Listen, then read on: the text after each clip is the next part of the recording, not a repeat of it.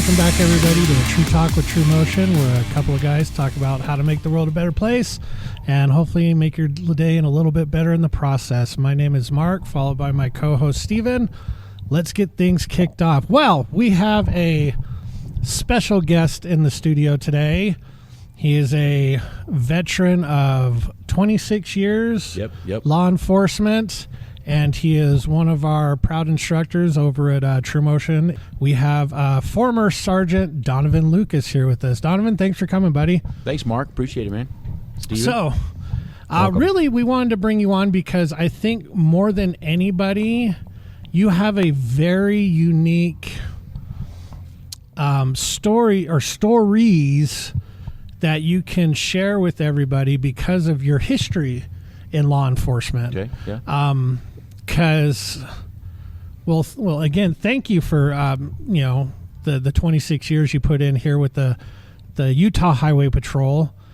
And, unfortunately, you've seen the worst of society. Oh, yeah. So that gives you the unique ability to talk about certain things that the average, I guess, civilian, citizen, person, whatever you want to call us, doesn't quite know or will ever know just based off of lack of experience with certain things. Right. So, first off, let's go through a little bit of your martial arts background. So, I know, I'll just kind of let you start off. When did you start training and where? So, back in, let's see here, this is going to age me, so let's see here. We're going to talk late 80s into the early 90s. I trained in California in the same style that we're doing now. You can mention the name, it's okay. United Studios of Self-Defense back then. And I did that for 4 years, all through high school. Funny thing is what I learned through the martial arts there, because I played football and things, is balance. We did a couple drills and some fun things that were there to get on the football team, and I was able to use those techniques that I learned in the martial arts to become a better football player and athlete, I think. No, I didn't go to college or anything like that, but it was still beneficial to me then. No, I agree, because I completely agree with you, because I remember looking back on my high school career playing athletics. It's the same thing. Yeah, a lot of the stuff that we train here is absolutely transferable into other realms of movement, whether it be football, basketball, baseball. All of a sudden you'll start doing things like you'll get into a horse stance or a half moon stance and you're like, well, my God, I'm in an athletic position that I've been in before. This is the same thing I did before, hey, right? Yeah. This feels very familiar. Right. So absolutely, I totally agree with you in terms of that realm, that, martial arts training. I mean, truly it helps out with a lot of other aspects of movement itself. Totally. And where did you do your training? Because obviously you're not a native Utahn. No. I was born and raised in California, born in Long Beach, grew up in California, went to different schools and things like that just through my parents moving around and things like that. We ended up in San Diego, trained in Escondido, California. Okay. And I cannot remember the instructor's name. Master Linton has talked to me about him before because he actually taught him. Kind of amazing, right? That's kind of funny. The realm of things that goes on here at TruMotion. But he had trained them. I moved to Utah in 1990. Had taken a break for a little bit. Then I got into Taekwondo at Kim's Academy of Taekwondo, and it was actually, they had just built a new school over in Cottonwood area, and I was living over there at the time. Did that for 5 years. Became an instructor over there because I was working at the airport as a refueler at the time. Okay. He opened up a school in Draper. It lasted about 5 months because, you and I both know how difficult it is to keep a school going a lot of times. Yeah, right? Yeah, and Draper's an expensive area. And basically at that same time, in the last 6 months of the schooling over there, I had put an application in to become a highway patrolman and got through the process and went through the police academy in 19, again, aging myself, 95, 96. And funny enough, the martial arts, again, in the academy, helped so much with the rest control stuff. Yeah. I was going to say, it's interesting that you mentioned Master Lenton, because we had him on a few episodes ago, and most people don't really understand, especially in like our little realm of martial arts with, like TruMotion, United Studios, all this and that, how big of an influence he was with everybody's training. Right, exactly. Yeah, exactly. Like, he trained everybody. And I remember when I went with him to the Las Vegas tournament back a couple of years ago. When they first started doing the Las Vegas tournaments again, everybody was coming up to him. I remember. Master Lenton. I was with you on that. Yeah. Master Lenton. I was like, oh, God. It's like, it's geez. disgusting. Oh, would you just get away from me? So he definitely is somebody that has a very big history with training people. So, but let's get back into with your police academy training. Obviously, that you do some sort of combative training. Correct. But it's a lot different than your traditional martial arts, because obviously when you come up to a suspect, you're not thinking, okay, I'm going to knock this, this mother effer out, right. Take him to the ground and just smash his head into the ground. You got to be like, okay, I've got to apply pain without making it permanent, and I've got to subdue them without seriously injuring them. Correct.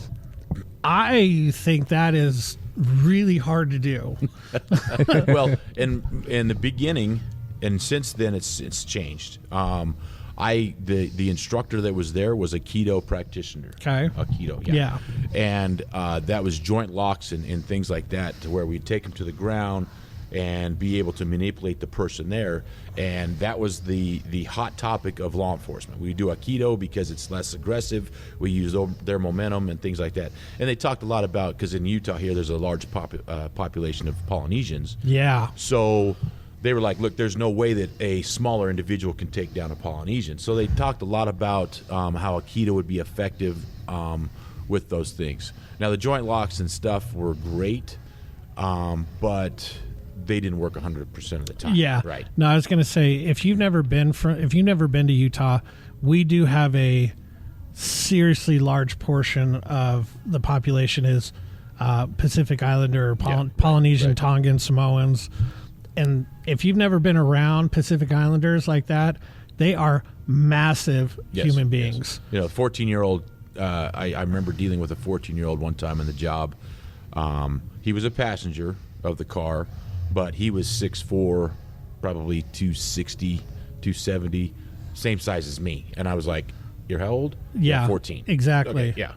Exactly. So they are not only big people, but strong. Oh, super strong. Very, very strong. Yeah. And I could only imagine grabbing their wrist and trying to twist it. Right. Oh, yeah. It's like maybe after a throat punch, Exactly. they might be a little bit more pliable, but just like grabbing them and thinking that you're going to grab a limb and take them to the ground. Yeah, good luck. Oh, my God. Yeah, that's nonsense. So, like, Aikido has some good principles behind it. But again, man, like, I feel very, very bad for modern law enforcement agents. They're literally fighting with, like, borderline both hands tied behind their back. Yeah, it's tough right now. Because, like, if you do anything that resembles, like, hitting them or beating them or using excessive force, like, you're crucified in the media. Yes. And not just that, but a lot of times in the court, too. Yeah, absolutely. They'll kind of hang you out to drive sometimes. Now, again, not saying that that's accidentally never happened where somebody's gone a little overboard. Oh, exactly. But at the same time, it's like, I'm thinking in my head, okay, if this person's like, either one, they know they've done something wrong and they're trying to get away, that's like cornering a caged tiger. Correct. So, like, good luck trying to subdue them with, like, nice words and, subtleties. Yeah. It's like, I'm going to kick you in the nuts, take your knee out, and then maybe slam your face into the car hood. Right. And then I'll cuff you. Yes. But that you can't do that. No, you can't. No, you can't. can't do that. So, well, the old saying, it used to be, ask, tell, make type of thing. I've asked you to do something, then I told you to do something, then I made you do it. It's kind of gone away to a certain degree, but more so because of the media, because of what's being seen out there in society, kind of thing. Like you said at the very beginning, a lot of folks don't understand who we're dealing with. Yeah. People are under the influence of whatever. I remember working Rio Grande there for a little bit, and they were on bath salts. And I kind of was like, bath salts? What brought you to the idea that would be something good to eat ingest. or snort or shoot up or something like that?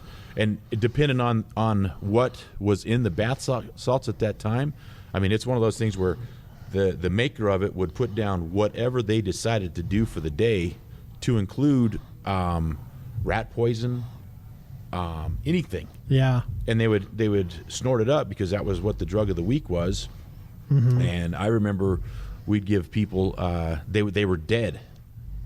They were actually dead on the side of the road or the sidewalk. Yeah. And we give them some the Narcan, right? The Narcan, right? Thank you. A little thing of Narcan that we carried on our person as law enforcement officers. Yeah. The one guy I remember going over there, I gave him a little shot of Narcan with the one that I had on my kit, and the kit is what I was wearing, my vest and everything. And they took the Narcan, didn't touch him. Fire got there, and it was almost a fire extinguisher size thing of Narcan. Really? Just shoved it right up his nose.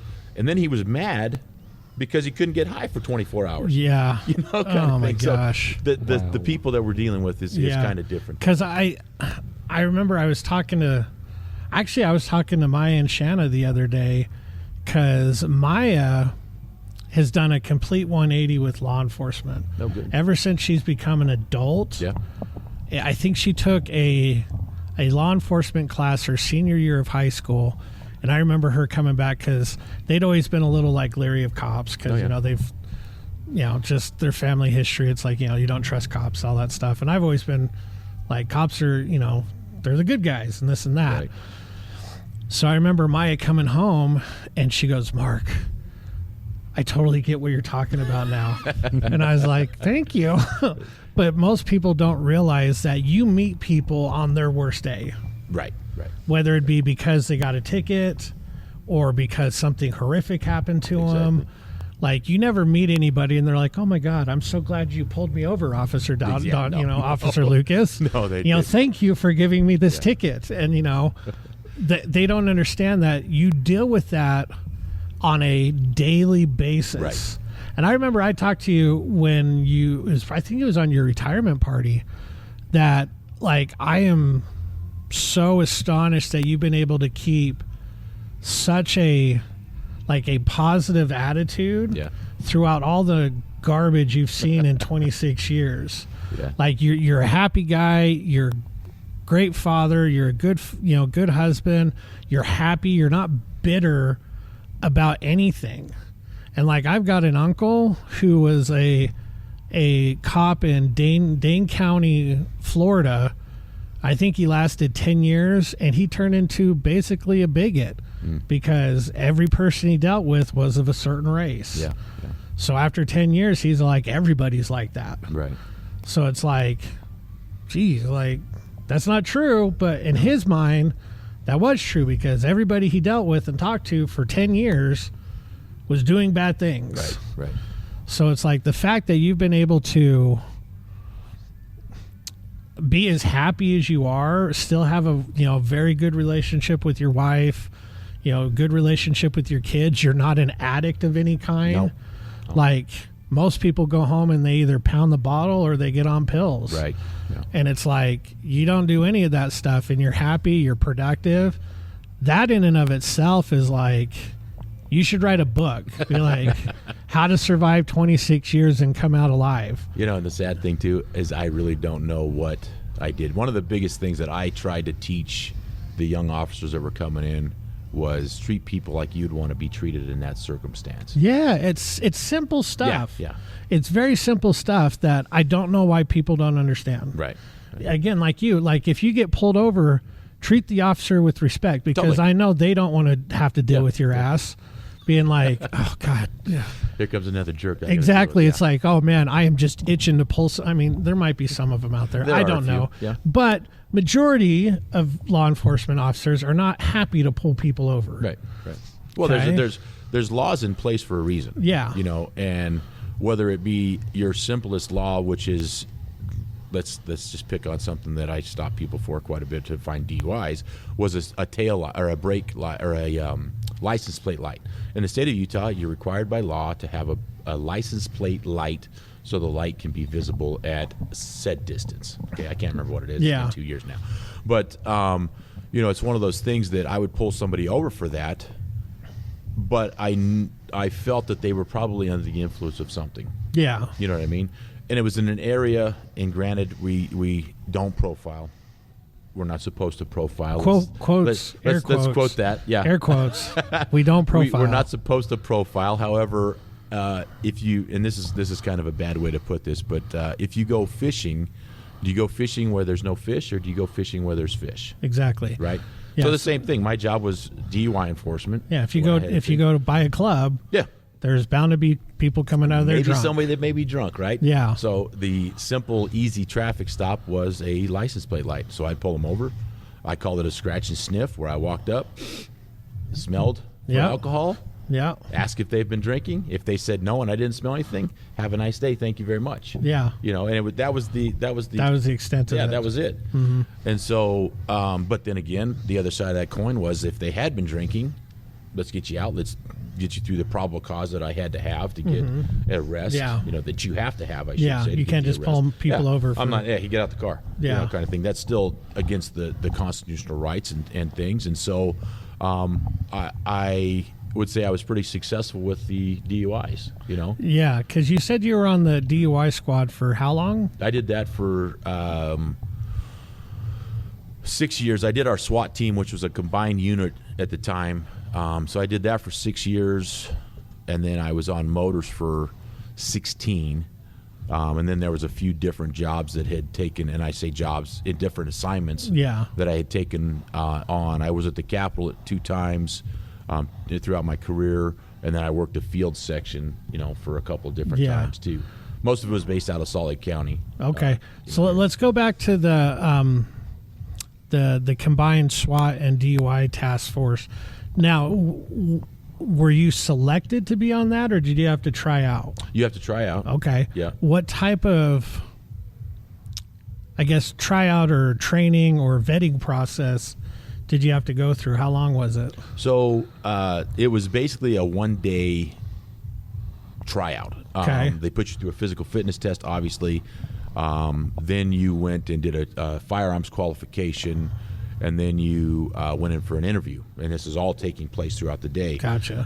Coming back to the martial arts side of things, that had a role. Yeah. Because I talked about the Taekwondo and things like that. There was also a stint where I did like a 6-month kickboxing thing, and it was kind of like, hey, this is kind of cool. But all this, we talk about money and things like that. I'm in my 20s. I've got a decent job, but I'm still trying to figure out what life is, at that age. Uh-huh. So finances weren't in the greatest of things, but they were all right because I had a steady job. And then when I got into law enforcement, that took on a whole different ball game, right? Because it was shift work, daytime, nighttime, swings, graveyard, mids and lates and things like that. So the SWAT though side of it was really fun. We had a chance to do things that people don't realize. I had a great opportunity to go to the Olympics that were here in Utah. Okay. I was a part of the SWAT team for that. Hurricane Katrina took place. I was asked for somebody to go over there to New Orleans. Yeah. I was there for almost a month. Just cleaning up the Just cleaning city? up, and I was security for Karl Malone. That's right. Yep. Okay. I had a chance to go to, this is kind of funny because Master Tyler Martin talks about it quite a bit, and in joking, hey, we're going to train for this small little motorcycle group called the Hells Angels. I kind of chuckle because I've actually had a chance to go to 2 different events with the Hells Angels there. Really? Yeah. because we were called in by the other state. Montana was one of them. Okay. And Wyoming was the other one, to go help them. The state police called us. Just round them up, or like keep them in No. order? It wasn't even a roundup. It was just, hey, let's make sure that we have You enough police presence. Yeah, show a presence of force. Right. To be like, so that okay, guys, nothing crazy could happen. like, don't be jerks. Like, hey, have fun. Right. But like, Yeah. we'll bust your head if you cross the line. Yep. So it was kind of that was. I mean, how was it? Did you get a chance to meet or see any of them? Or oh yeah, no. I mean, it was a matter of you look at they had taken over. So in Montana, there was a bar that was operated by one of the officers' wives or something like that. I can't remember how it worked, but it was basically the cop bar. Yeah. Okay. It wasn't where all the cops went to go drink. It was just the wife and things like that. So that I'm sure a few of them went there, but it was so funny because they took over that bar for the whole week. It was a week-long thing, and I think they scouts, and they go out and check things out. We're taking that one because that's where that one, the one officer's wife is. Whatever. Yeah. And so we'd walk through the bar. I mean, and we're not rubbing shoulders with them in a positive way, but we're like, hey, look, dude, we're here. Yeah. I was on our motor squad at the time, and the interesting thing that we found out is they hate motor cops. Really? Oh yeah, the Hells Angels hate. Actually, all motorcycle clubs, from what I was told, hate motorcycle police. Police. Why do they hate motorcycle cops? Because they can follow. This is my personal opinion. We're better riders than okay. Yeah. I don't know. I mean, it could be something else that was there, but maybe the what's the word I'm looking for? The stigma of a motorcycle officer. You get pulled over by a motor cop, you're going to get a ticket. Yeah. Right. I mean, that's what most people think. Yeah. So because that's the job that's there. Yeah. So I think that may have a little bit to do with it. They know motorcycle laws because I have to enforce those. You have to because enforce I am motorcycle laws. You know, I understand the laws because I'm a motorcycle officer, so I have a better idea of what to do and stuff. So I would think that could. So that makes sense. So it's like every interaction they've had with motorcycle cops has been like a ticket or jail time. Yeah. So they're like, screw these guys. Right. Yeah. But the cool thing though is a couple of the guys that were there were like, hey, you guys are pretty cool. Utah guys are pretty cool. Kind of thing. Yeah. So obviously the Hells Angels are a big, well-known motorcycle gang, but we have a couple here in Utah, right? Yes. What is it? The Barons? The Barons and the Mongrels. That's right, the Mongrels. And they're affiliated with different clubs, and I can't remember exactly who they were and things. So kind of explain to us what the difference between a gang and a club, or is there, or just how they describe them? Well, they talk about the one percenters. Okay, so the one percenters of the motorcycle gangs or clubs, if you would, there's a difference because the gang is somebody that's dealing with criminal activity. Mm-hmm. A club is going out for a joyride and with buddies, buddies, and just having there's a couple Christian groups that are out there. I went and did talks with them quite a bit just to talk about motorcycle safety and some different things. So there's that type of stuff, but the criminal side of things is when it turns into a gang. Okay, so the one when you say one percenters, those are the 1% of the motorcycle club have committed some sort of crime or felony. Correct. Okay. Yeah, because every now and then I'll be riding around and I'll see people with their vests and like the Barons and the Mongrels, and man, and even the 1% badge, like they wear it it's a pride thing. Yeah, they wear it like a badge of honor for sure. Right. They don't. A lot of the motorcycle gangs don't. They get the bottom rocker, says where they're from, but they're not allowed to put the patch or the across the top either of who they are. Really? Yeah, that's what happens a lot of times. So you'll see the guys that are in the back of the pack with just Utah or California or Las Vegas or whatever, and there's nothing else on there. They're still trying to get themselves into the gang. Oh, gotcha. Okay. Well, what were some of the things that you were able to do in the 2002 Olympics when they were down here? Were you like running security? We were on call. So you were just waiting for if there was an issue. You were Right. Ready to hop tell you the in truth, and it was roll. probably the best assignment that I could have ever had. We had the whole 2 weeks. We were 24 hours a day. Each individual team member had a 12-hour stint out of those 2 weeks that we were off. Yeah. But that was it. The rest of it was there. They had us do a little bit of, like I said before, shift work to where we'd go out at 5 o'clock in the morning. You'd go patrol the venues. We were up in Park City, so we worked the Park City venues up there. And it was more of a drive, check things out and see what's going on and make sure everything's good. Site security was good. And we had been planning for that for 2 years. After the bid came in, we figured out that Utah was getting them, and then we moved to, start training, start figuring out. Some of the best training came in. I got Navy SEALs come in, teach us. We had the Israelis come in and teach us. The British Secret Service came in and taught us, and some things. So it was some really cool stuff. And the interesting thing too is that's when I know jiu-jitsu had been popular already because of MMA, or I should say the UFC, yeah. But the British had already started working on some ground stuff. I thought it was Brazil that had started, but the Secret Service in Britain was working on this stuff, and it's like, oh, wow, that's cool. So we started doing a little bit of grappling and things back then. Okay. Yeah. Nice. I'm looking at 1998 when I got on the team. We're looking 2000 when they started bringing that stuff, because 2002, if I remember correctly, was when we had the Olympics here. Yeah. So, yeah, it was, it started developing there. So throughout this whole time I've been in law enforcement, there's been a little dabbling in a bunch of different types of martial arts. So it's been really cool. Now, I remember talking with you one time about when you got a bunch of training when you went through post in the police academy, and then obviously you got a bunch of training when you were on the SWAT team. But you said the average officer, if they want training, they have to seek it out on their own, right? You should. You have to get a minimum of 40 hours of training a year. Now, what that is, I said a minimum of 40 hours, but that is vast. Yeah. That goes all over the place. Just in the last the last couple of years, I want to say 3 or 4 years, the state of Utah has mandated that all law enforcement have at least some type of defensive or survival or arrest control tactics. Okay. Outside of... No. That's in-house training. Okay. So, for example, we're here in South Jordan. They have got to have a minimum of, I think it's 8 to 4 hours. I can't remember exactly what the top of it was because I was on my way out, so I was kind of not paying attention to a few things.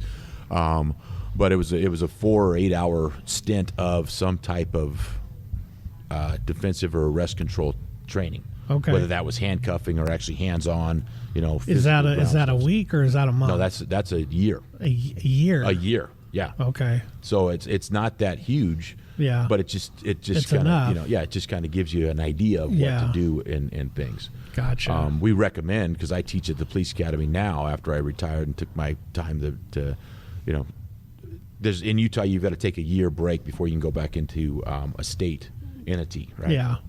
So I went back and started teaching defensive tactics there, arrest control tactics. We call it DT, defensive tactics. And it's gosh, I don't even know how many hours it is. I do basically 4 hours every day at the academy right now, Monday through Thursday, because they're off Friday and they have a 10-hour day there typically. And it's everything, striking to ground control to putting handcuffs on to takedowns to everything. Yeah. So no, that's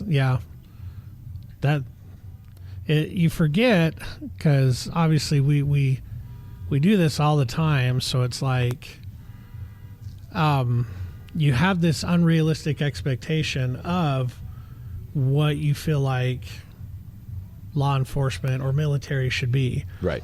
I think I remember I told you one time we have a student here who's in the Army, and every now and then he asks me to come give his unit a workout. Now, granted, they are in the Army, but they're not in a like infantry style. Right, So combat. They're not Yeah, combat. they're not direct combat. Now, do they go overseas and are they in like combat zones? Do they have to be firearm proficient? All that stuff, absolutely. But they're not in like your direct combat area. They're in more of like logistics. Okay. Okay. So, but me.